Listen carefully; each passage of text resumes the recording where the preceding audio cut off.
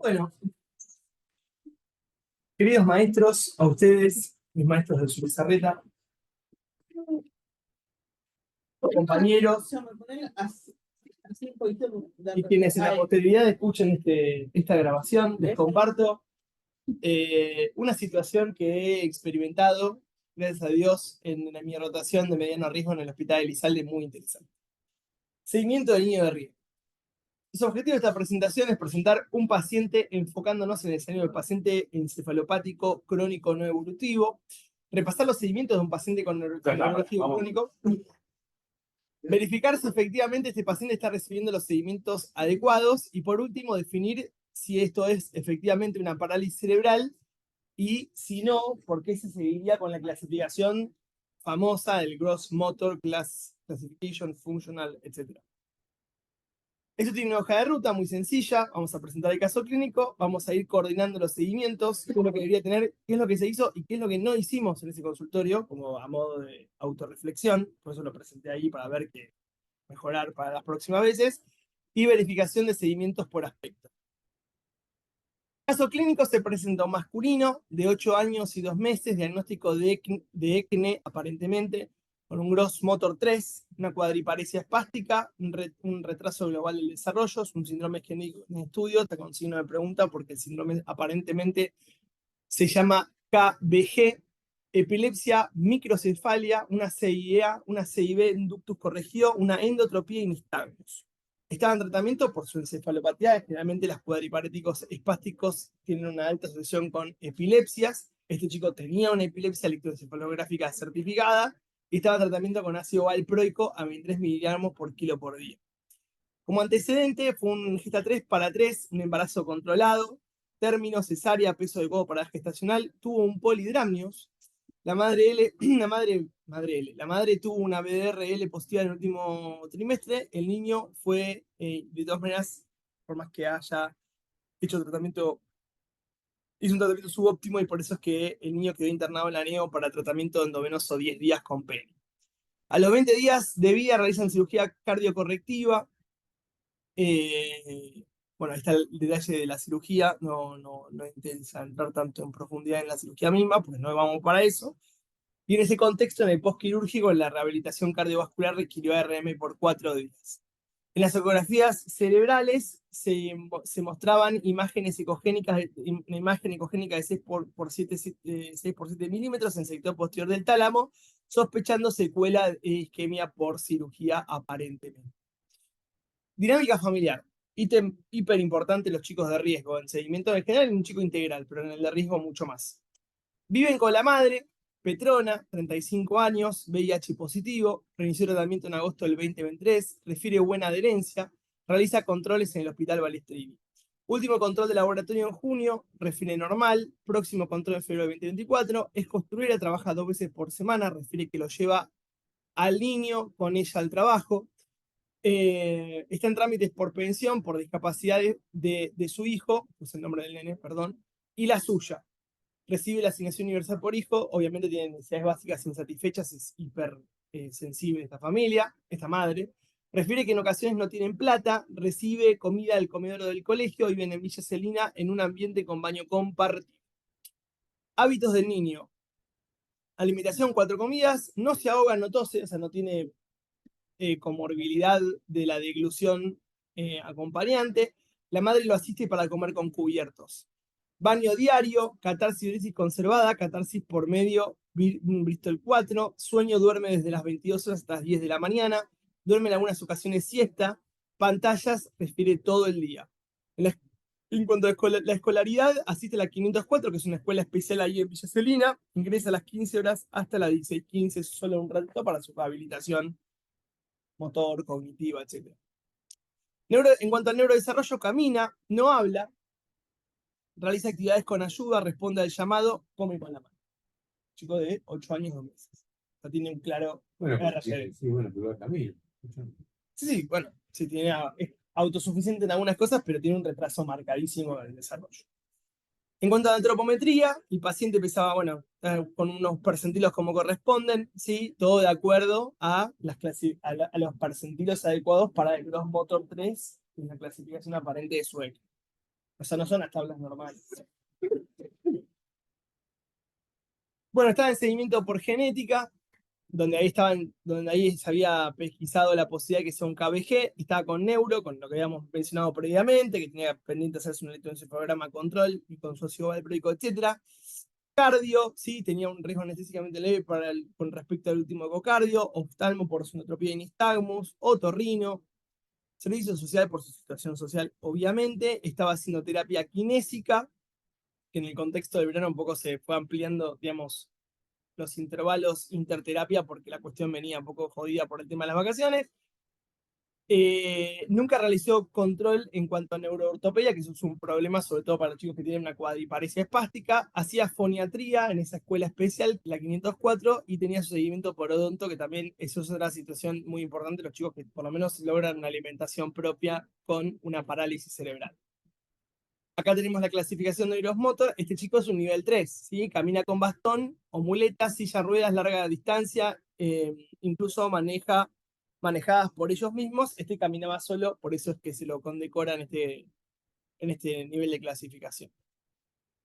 Acá lo que tenemos es un gráfico que lo vamos a usar de base, donde se imprimen en gráficos los seguimientos que debería tener un chico neurológico crónico. En realidad está en un capítulo de parálisis cerebral del manual del año pasado de la Academia Española de Pediatría, de protocolos diagnósticos en neurología, de parálisis cerebral en sí mismo, pero me pareció muy copado para ver las complicaciones que pueden aparecer en los neurológicos crónicos. Vamos a empezar con lo gastrointestinal nutricional. Este es un artículo también de la Academia Española de Pediatría, que es un artículo muy completo en el cual describen todos los seguimientos. Es un artículo medio viejo, el 2015, pero bastante vigente aún. En cuanto a nutricional, lo más importante, no vamos a leer, no vamos a entrar en cada una de las palabras, pero la realidad es que el aspecto nutricional es lo más importante, sobre todo en clasificaciones funcionales más altas, porque en general tienen comorbilidades en su deglución, entonces la alimentación está bastante precarizada, bastante escueta, con todo, digamos, con todos los déficits nutricionales que eso lleva y con los problemas en cuanto al desarrollo antropométrico, que gracias a Dios a este paciente aparentemente no le estaría repercutiendo.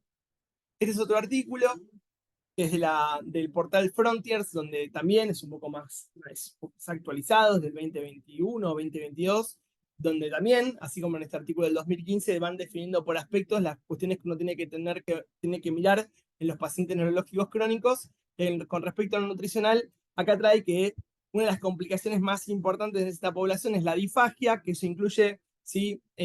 Infecciones del tracto respiratorio bajo, digamos, recurrentes, con aspiraciones, y yo agregaría microaspiraciones crónicas, ¿sí? Con, digamos, el devenimiento de síndromes mal absortivos o malnourishment, de desnutrición. Esto efectivamente el paciente lo tenía, estaba siguiendo por nutrición, así que vamos bien. El siguiente aspecto para ver es en cuanto al audiológico, ¿sí? Esta es una tabla que traía en la guía de seguimiento de pacientes con cardiopatía congénita del año pasado, que salió del Ministerio de Salud, es muy interesante, que digamos, te va enumerando los factores de riesgo relativos a riesgo auditivo. Este paciente efectivamente tenía la infección gestacional, la madre había tenido una BDRL positiva en el tercer trimestre, tenía malformaciones craneofaciales típicas del síndrome de KBG que estaba en sospecha, había tenido una asistencia, una ARM por 4 días, no llega a 5, pero bueno, le pegan el palo, y además tiene, digamos, ¿cómo se llama? Una sospecha de un síndrome que aparentemente se asocia, según está descrito, a cuestiones que tienen que ver con hipoacusia neurosensorial o conductiva. Por eso es que este tipo de pacientes, en cuanto a lo que hace la audición, tienen que tener un seguimiento bastante estricto, sobre todo por el servicio de otorrinolaringología, que ellos van determinando el timing de la realización de potenciales bocado troncoencefálico, en principio que haya tenido obviamente las emisiones acústicas por ley, pero con PEATs y o con audio o logo audiometrías según la respuesta del paciente que este paciente tenía. ¿Sí? El siguiente aspecto que vamos a ver es en cuanto al oftalmológico. Acá sabemos que en cuanto al oftalmológico hay en general, sabemos que, bueno, justo este paciente es un chico con un síndrome genético, pero los ECNE, ¿sí? Las parálisis cerebrales se asocian fundamentalmente a lesiones que tienen que ver con, en algún momento de la gestación en cuanto al desarrollo neurológico, por eso es que es muy frecuente en estos pacientes, por ejemplo, diferentes grados de hemorragia intracerebral, la leucomalacia periventricular, las hemorragias intraparenquimatosas y demás, que hacen un impairment, hacen un empeoramiento de la corteza visual primaria a nivel de la corteza occipital, por ejemplo. También hay otras afectaciones que hacen a las encefalopatías crónicas sí evolutivas, como los errores congénitos del metabolismo, u otras situaciones que, como los síndromes genéticos, como en el caso de este chico, que podría llegar eventualmente a empeorar su visión y que este chico sí tenía controles adecuados. En cuanto a lo infectológico y lo respiratorio van de la mano, porque la realidad es que, bueno, esto lo que se quiere es resumir un poco la fisiopatología, porque estos chicos hacen infecciones respiratorias, pero la causa más frecuente de la morbilidad respiratoria en estos pacientes es tanto la restrictiva como la obstructiva. La obstructiva por los síndromes aspirativos o microaspirativos que van haciendo microatelectasias o atelectasias más grandes a lo largo del desarrollo por a efectos de los problemas de la deglución que van adquiriendo o van desarrollando con el tiempo, y las restrictivas por las neumonías o por los síndromes de condensación o intraparenquimatosos o intersticiales que subyacen a los problemas aspirativos o incluso restrictivos, y fundamentalmente cuando a estos pacientes se les asocia a un problema en cuanto a el tono muscular de los músculos, digamos, responsables de la ventilación. Este chico tenía como dijimos, es un Gross Motor 3, le tendría que tener digamos, por protocolo la antigripal anual, la vacuna del COVID, las 3 dosis a partir de los 6 meses, y la antineumocóxica con este esquema, que es el que está en rojito, por ser un paciente de riesgo para enfermedad neumocóxica invasiva. Esto está traído de la guía del protocolo de vacunas del 2015-2016 del Ministerio de Salud, que es vacunación en escenarios especiales, se llama algo así el manual. Esto no lo habíamos chequeado, no le habíamos mirado la vacuna. Ni yo ni ninguno de mis compañeros le miramos la vacuna. La IPA, los pediatras. El siguiente aspecto es en cuanto a lo óseo. Estos pacientes es importante tener en cuenta que justo es un Gross Motor 3, entonces tienen cierta limitación de la marcha, ¿sí? No están comprometidas como los Gross Motor más avanzados, el 4 y el 5, pero al tener cierta limitación de la marcha y no poder realizar, digamos, una marcha constante y persistente a lo largo de la vida, eso le va infringiendo o repercutiendo en la mineralización ósea. Entonces eso tiene un impasse, ¿sí? Una repercusión incluso en la homeostasis del metabolismo fosfocálcico, etc. Por eso estos chicos, acá digamos está puesto en rojo, ¿sí? Lo más importante en cuanto al seguimiento, esto traído también del portal Frontiers, esto que puse acá.